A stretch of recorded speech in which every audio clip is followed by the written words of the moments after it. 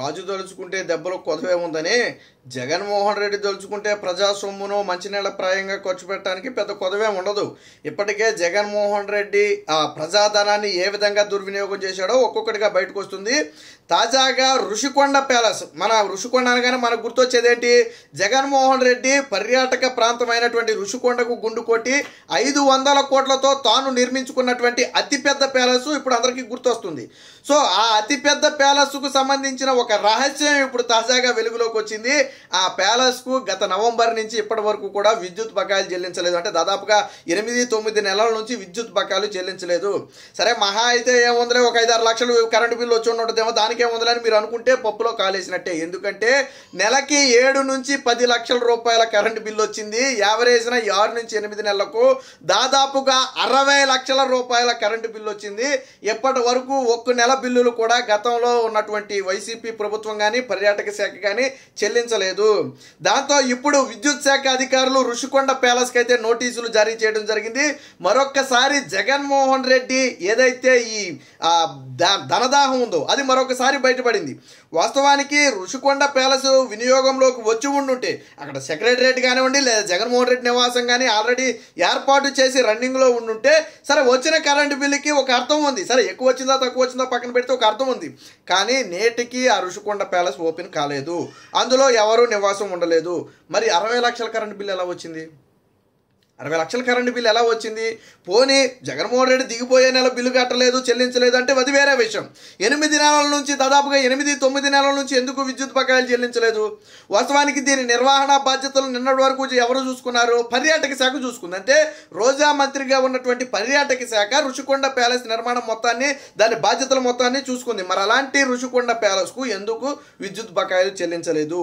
ఎందుకు అన్ని లక్షల రూపాయల కరెంటు బిల్లు వచ్చింది? నెలకు 6 లక్షలు 7 లక్షల నుంచి 8-9 లక్షల వరకు కరెంటు బిల్లు ఎందుకు వస్తుంది? ఏం జరిగింది అందులో?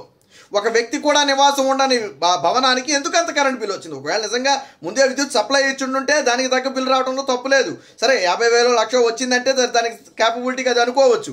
కానీ ఎందుకు నెలకి 7 లక్షల నుంచి 10 లక్షల కరెంటు బిల్లు వచ్చింది? అంటే అవసరం లేకపోయినా విద్యుత్ దీపాలతో వెలిగించాలనే ఒక ఉద్దేశంతో గత 8 నెలల నుంచి కూడా దాన్ని 24 గంటలు విద్యుత్ దీపాలంకరణలో ఉంచి రాత్రుల్లో అయితే అందరికి కనపడదు అనుకోండి, పగలైతే ఎవరికి కూడా కనపడదు. దాంతోపాటు ఎదర పార్కు లాగా ఏర్పాటు చేసి ఋషికొండ ప్యాలెస్కి అందులో కూడా పూర్తిగా విద్యుత్ లైట్లతోనే నింపడం జరిగింది. దానికి సంబంధించిన బిల్లులు పర్యాటక శాఖ చెల్లించాలి వాస్తవానికి. ఎందుకంటే దాని మెయింటెనెన్స్ మొత్తం కూడా చూసుకుంటున్నామని చెప్పింది పర్యాటక శాఖ. కానీ పర్యాటక శాఖ ఇప్పటి వరకు దాని బకాయిలు చెల్లించకపోవడంతో ఇప్పుడు విద్యుత్ శాఖ అధికారులు కూపీ లాగితే తీగలాగితే డొంకంతా కదిలినట్టుగా అసలు ఋషికొండ ప్యాలెస్కి కరెంటు బిల్లు ఎంత వచ్చింది, ఎవరు కట్టారని ఆరాలు బయటకు తీస్తే అర్థమైంది ఏంటంటే ఋషికొండ ప్యాలెస్కు బిల్లే కట్టట్లేదు. దాంతో 60 లక్షల రూపాయల కరెంటు విద్యుత్ బకాయిలు జగన్మోహన్ రెడ్డి పెట్టి దిగిపోయాడు. జగన్మోహన్ రెడ్డి నిత్యమైన బుద్ధి చూడండి. అటు పిల్లలలో తినే చిక్కీనో వీటికి సంబంధించిన దాంట్లోనేమో దాదాపు ఒక 800 కోట్ల రూపాయలు బకాయిలు పెట్టి దిగిపోయాడు. ఫీజు రింబర్స్మెంట్లో కొంత బకాయిలు పెట్టి దిగిపోయాడు. ఇటుపక్కేమో తాను కట్టినటువంటి ఋషికొండకు కరెంటు బిల్లులు బకాయి పెట్టి దిగిపోయాడు. పనులు చేసిన రాష్ట్రంలో వివిధ పనులు చేసినటువంటి కాంట్రాక్టర్లకు బిల్లులు చెల్లించకుండా బకాయిలు పెట్టి దిగిపోయాడు. ఇతర వైద్య ఆరోగ్య శాఖకు చెల్లించాల్సినటువంటి దాదాపుగా 1,200 కోట్ల రూపాయలు చెల్లించకుండా కేవలం 100 కోట్లు మాత్రమే దిగిపోయేటప్పుడు చెల్లించి అదొక 1000 కోట్లకు పైగా బకాయిలు పెట్టి దిగిపోయాడు. సో సర్వం జగన్మోహన్ రెడ్డి బకాయిలమయం చేశాడు. ఏ శాఖకు కూడా పూర్తిగా నిధులు చెల్లించలేదు. చివరికి కాంట్రాక్టర్లకు కూడా, ఇళ్ళు కాదు పులివెందుల కాంట్రాక్టర్లకు కూడా జగన్మోహన్ రెడ్డి డబ్బులు చెల్లించలేని పరిస్థితి.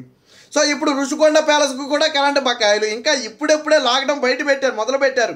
ఆల్రెడీ ఇప్పటికే జగన్మోహన్ రెడ్డి నిమ్మకాయ నీళ్ళకు పెట్టినటువంటి 28 లక్షల భాగోతం మనం చూసాం. అలాగే జగన్మోహన్ రెడ్డి అయ్య విగ్రహాలు, రాజశేఖర రెడ్డి విగ్రహాలు 23 విగ్రహాలకి ఒక 18 కోట్లు ఇడుపులపైలో పెట్టాడు, ఆ భాగోతం చూసాం. అలాగే తన ఇంటికి 10 కోట్ల రూపాయలు పెట్టి ప్రహారీ గోడను కట్టించుకున్నాడు, ఆ భాగోతం చూసాం. ఇప్పుడు తాజాగా తాను అభిమానంతో తన భార్య కోరిక మేరకు కట్టినటువంటి ఋషికొండ ప్యాలెస్కు 60 లక్షల కరెంటు బిల్లులు పెట్టాడు. ఎవడమ్మా మొగుడు సొమ్మిదంతా? ఇవన్నీ జగన్మోహన్ రెడ్డి గురించి ఇప్పటి వరకు మనం మాట్లాడుకున్నవన్నీ కూడా ఒక ఇసుమంత ఎత్తు కూడా ఉండవు. ఎందుకు ప్రజాధనాన్ని ఈ విధంగా దుర్వినియోగం చేయాలి? జగన్మోహన్ రెడ్డికి ఎవరు ఇచ్చారు హక్కు? ప్రజల ధనానికి జగన్మోహన్ రెడ్డి కాపలాదారులుగా ఉండాలి, బాధ్యతాయుతంగా ప్రతి పైసా ఖర్చు పెట్టాలి. ఇప్పుడు మనం మాట్లాడుకున్నటువంటి కోట్ల రూపాయలన్నీ కూడా మంచినీళ్ళ ప్రాయంగా ప్రజలకు ఎటువంటి ఉపయోగం లేకుండా పెట్టినటువంటి ఖర్చు. నిమ్మకాయ నీళ్ళకి 28 లక్షల రూపాయలు అవుతా. ఎన్ని ట్యాంకర్లు నీళ్ళు కలిపారండి? 100 ట్యాంకర్లు కలిపారండి నిమ్మకాయ నీళ్ళు. 28 లక్షల రూపాయలు అయిందంట. అసలు ఉందా? జగన్మోహన్ రెడ్డి ఇంటికి గోడ కట్టడానికి ప్రభుత్వ సొమ్ము కావాలా? గోడ 10 కోట్ల రూపాయలు పెట్టి కడతారా? 10 కోట్ల రూపాయలంటే 4-5 డూప్లెక్స్ బిల్డింగ్లు కట్టవచ్చు, పెద్ద పెద్ద బిల్డింగులు. 10 కోట్లు పెట్టి ప్రహారీ గోడ కడతాడు. ఎవడ కట్టమన్నాడు ప్రహారీ గోడ? జగన్మోహన్ రెడ్డి ఇంటికి ఇంతకుముందు గోడ లేదా? ఉన్న గోడని అవసరమైతే కొద్దిగా ఎక్స్టెండ్ చేసుకోవాలా? అంతేగాని పడగొట్టి మళ్ళీ గోడని ఎవరు కట్టమని చెప్పాడు? అలాగే జగన్మోహన్ రెడ్డి అయ్యే విగ్రహాలకి జగన్మోహన్ రెడ్డి జేబులో నుంచి పెట్టుకోలేడా? ప్రజల సొమ్ము ఖర్చు పెడతాడా? ఏదైనా ఒక విగ్రహం పెట్టుకున్నట్టే సరే పోనే మాజీ ముఖ్యమంత్రి అని వదిలే 23 విగ్రహాలు పెడతాడా? దానికి 18 కోట్లు పెడతాడు. ఇదే ఎవడో మొగుడు సొమ్మని తీసుకొచ్చి పెడతాడు. ఇప్పుడు 60 లక్షల రూపాయలు ఆ ఋషికొండకేమో బాకీలు పెట్టి దిగిపోయాడు. మరి వీటికి ఎవరు సమాధానం చెప్తారు? ఇలా జగన్మోహన్ రెడ్డి అడుగు అడుగునా కూడా ప్రజాధనాన్ని మంచినీళ్ళ ప్రాయంగా ఖర్చు పెట్టాడు. ఎక్కడా కూడా లెక్కపత్రాలు లేవు. ఆర్థిక వ్యవస్థను అస్తవ్యస్తం చేశాడు. ఎందుకు 13 లక్షల కోట్ల రూపాయలు అప్పు తెచ్చాడు? ఇప్పుడు అర్థమైందా మీకు? తెచ్చినప్పుగానే నిజంగా ప్రజల సంక్షేమానికి నేను 2.5 లక్షల కోట్లు పెట్టినని జగనే చెప్పాడు. మరి మిగిలిన 11 లక్షల కోట్లు ఏమైపోయింది? లేదా 10.5 లక్షల కోట్లు ఏమైపోయింది? అంటే ఇదిగో జగన్మోహన్ రెడ్డి ఇలా దోబరా ఖర్చులు చేసి, జగన్మోహన్ రెడ్డి జల్సాల కోసం ఖర్చులు చేసి, ఆయన ఇంటికి పెట్టి, ఆయన కొట్టుకున్న ఋషికొండ ప్యాలెస్కి పెట్టి, లేకపోతే వాళ్ళ అయ్యే విగ్రహాలకు పెట్టి ఇలా ప్రజాధనాన్ని దుర్వినియోగం చేయటమే తప్ప కాంట్రాక్టర్కి రూపాయి చెల్లించావా? ఈ రోజైనా కాంట్రాక్టర్లు నడి రోడ్డు మీద పడి లబోదీపం అంటున్నారు. 5 రూపాయలకే అన్నా క్యాంటీన్తో భోంచేసి ఆ పేదలు పట్టుకొట్టావు, అది చెల్లించావా? ఎప్పుడైనా రోడ్డు మీద తట్టడం మట్టేసి గుత్తలు పుచ్చావా నీ 5 ఏళ్లలో? ఏం చేసావు? ఏదైనా అమరావతిలో ఏదైనా బిల్డింగ్ కట్టావా? లేదా వైజాగ్లో నువ్వు కట్టుకున్న ఋషికొండ ప్యాలెస్ తప్ప ఏదైనా బిల్డింగ్ కట్టావా?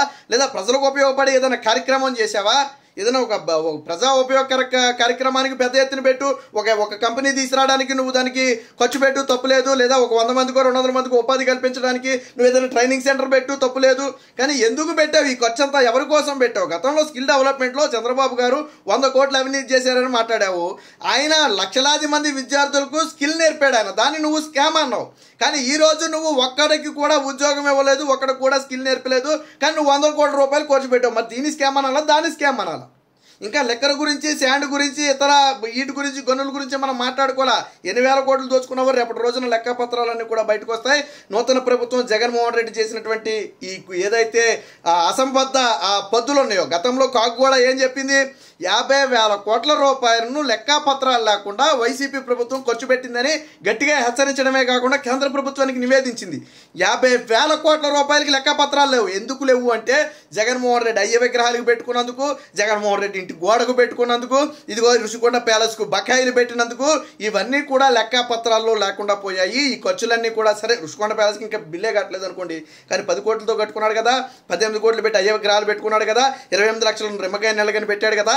ఇలా ప్రజాధనాన్ని పూర్తిగా దుర్వినియోగం చేశాడు. అందుకనే 50,000 కోట్లకు లెక్కపత్రాలు లేవు. ఇంకా ఇది మనం మాట్లాడుకునేది కేవలం 1% కూడా లేదు. ఇంకా జగన్మోహన్ రెడ్డి అసలైన అవినీతి భాగోతం త్వరలోనే ముందుకు రాబోతుంది.